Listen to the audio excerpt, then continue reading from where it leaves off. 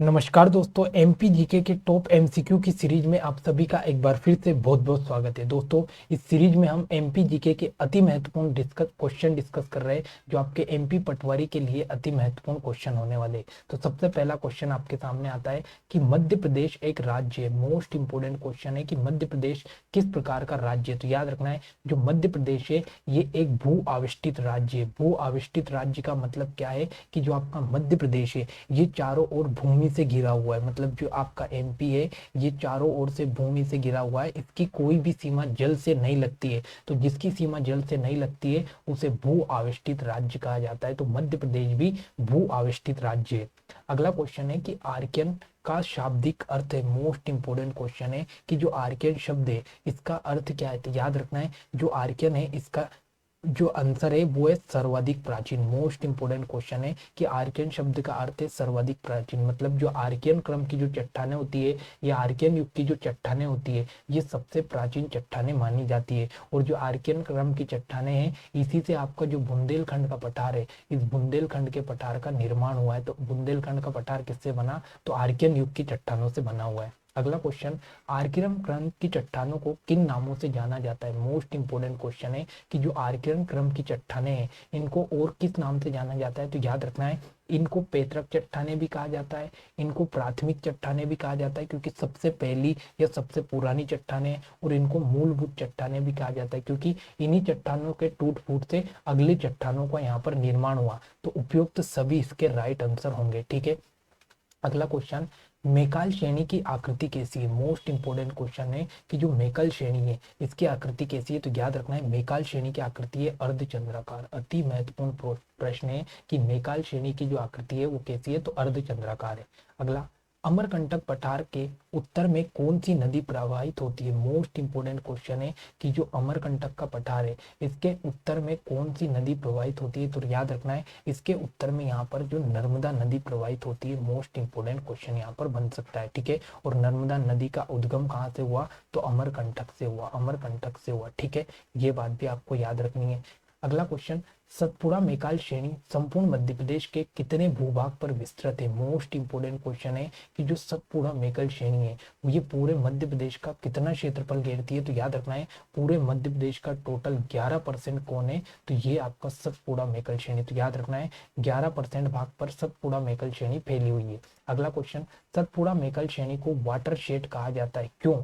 अति महत्वपूर्ण क्वेश्चन है कि जो सतपुड़ा मेकल श्रेणी है इसको और किस नाम से जाना जाता है, तो इसको वाटरशेड भी कहा जाता है। क्यों, क्योंकि यहाँ पर सर्वाधिक नदियों का उद्गम हुआ है। मोस्ट इंपोर्टेंट क्वेश्चन है कि सतपुड़ा मेकल श्रेणी से सबसे ज्यादा नदियों का उद्गम हुआ है, इसलिए इसको वाटरशेड भी कहा जाता है। अगला, मध्य प्रदेश का दूसरा सबसे बड़ा भौगोलिक प्रदेश कौन सा है। मोस्ट इंपोर्टेंट क्वेश्चन है कि मध्य प्रदेश का दूसरा सबसे बड़ा भौगोलिक प्रदेश कौन सा है। तो याद रखना है, वो है आपका नर्मदा सोन घाटी। याद रखना है, नर्मदा सोन घाटी मध्य प्रदेश का दूसरा सबसे बड़ा भौगोलिक भाग है। ये 26% भाग पर मध्य प्रदेश में फैला हुआ है। जबकि सबसे बड़ा भाग कौन सा है, तो ये आपका मालवा का पठार, और मालवा का पठार टोटल 28% भाग पर फैला हुआ है। तो सबसे बड़ा पहले नंबर पर मालवा का पठार आता है और दूसरे नंबर पर आपका कौन आता है, तो नर्मदा सोन घाटी आती है।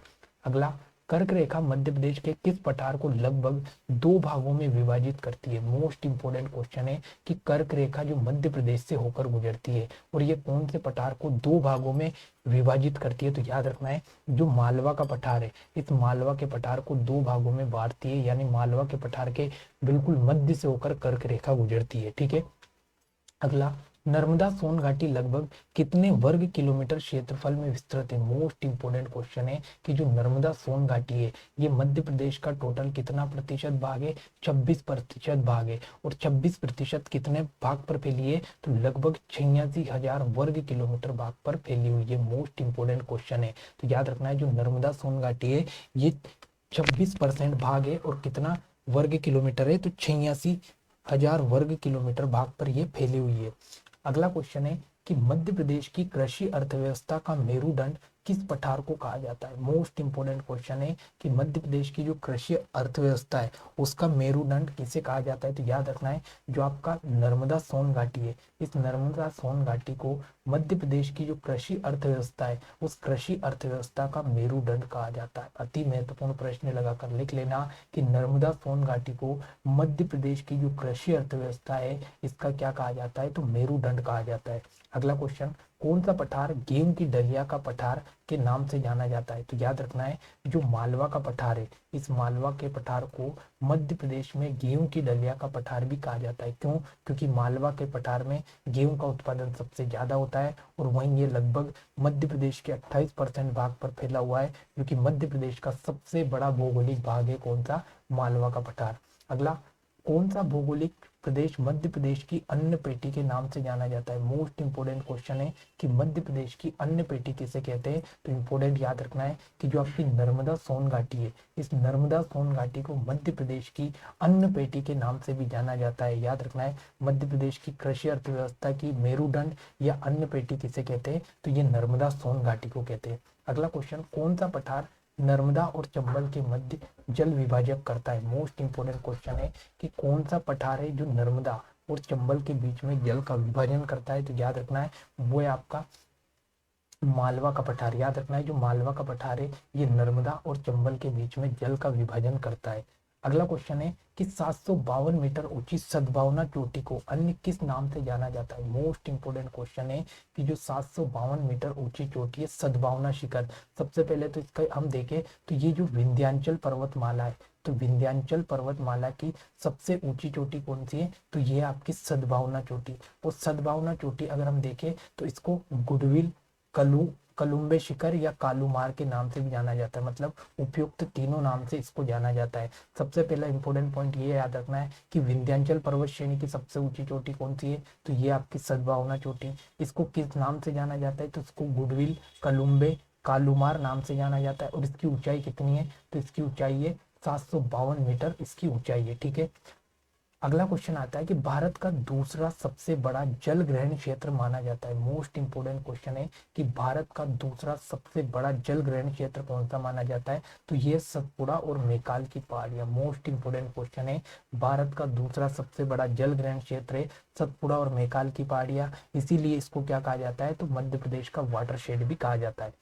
अगला क्वेश्चन, मध्य प्रदेश में एक पहाड़ी स्थल है उसका नाम बताइए। मोस्ट इंपोर्टेंट क्वेश्चन है कि मध्य प्रदेश का एकमात्र हिल स्टेशन या पहाड़ी क्षेत्र कौन सा है? तो वो आपका पंचमढ़ी, जो मध्य प्रदेश का एक पहाड़ी स्थल है और साथ ही मध्य प्रदेश का एकमात्र हिल स्टेशन है।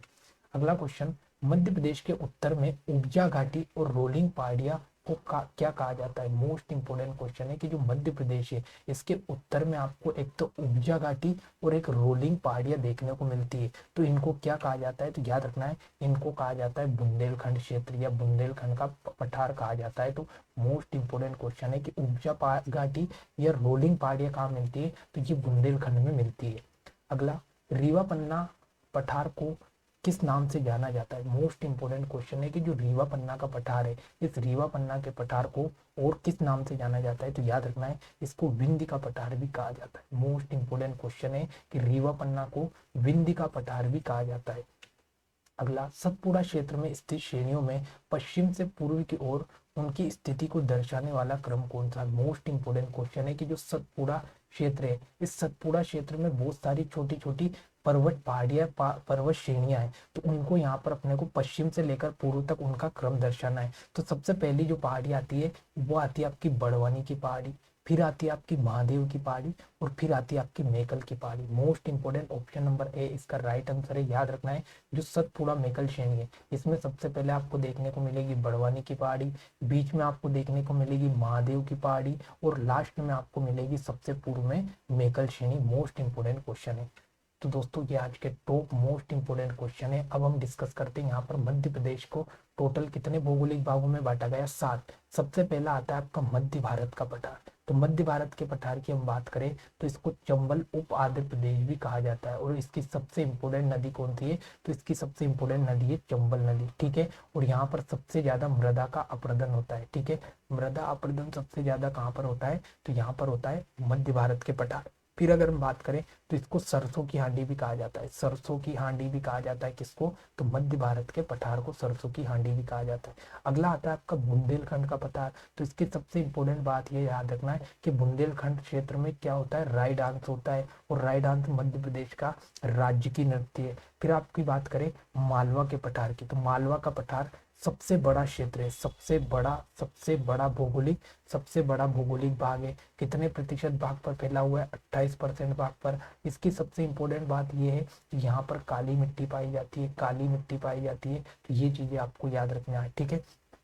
फिर सबसे इंपॉर्टेंट बात करें हम नर्मदा सोन घाटी की, तो ये टोटल 28% भाग पर फैला हुआ है, 28% भाग पर फैला हुआ है। और ये इसको कृषि अर्थव्यवस्था की मेरुदंड कहा जाता है। मध्य प्रदेश में जो कृषि अर्थव्यवस्था है उसकी मेरुदंड किसे कहा जाता है, नर्मदा सोन घाटी को। फिर बात करें हम यहाँ पर सतपुड़ा मेकल श्रेणी की, तो सतपुड़ा मेकल श्रेणी में मध्य प्रदेश की सबसे ऊंची जो चोटी है वो है आपकी धूपगढ़ की चोटी, जिसकी ऊंचाई कितनी है, 1350 मीटर है। तो मध्य प्रदेश की सबसे ऊंची चोटी कहाँ पर पाई जाती है, तो सतपुड़ा मेकल श्रेणी में पाई जाती है, जिसकी ऊंचाई 1350 मीटर है। अति महत्वपूर्ण प्रश्न। उसके बाद में बात आती है बघेलखंड के पठार की, तो सबसे छोटा जो भौगोलिक भाग है वो कौन सा है, बघेलखंड का पठार है। कितना प्रतिशत है, मात्र 7% है। और इसी पठार को क्या नाम दिया गया, तो इसी पठार को पूर्वी पठार भी कहा जाता है। तो ये इतने इंपोर्टेंट फैक्ट यहाँ पर आपको ये मध्य प्रदेश के भौगोलिक क्षेत्र से याद रखना है।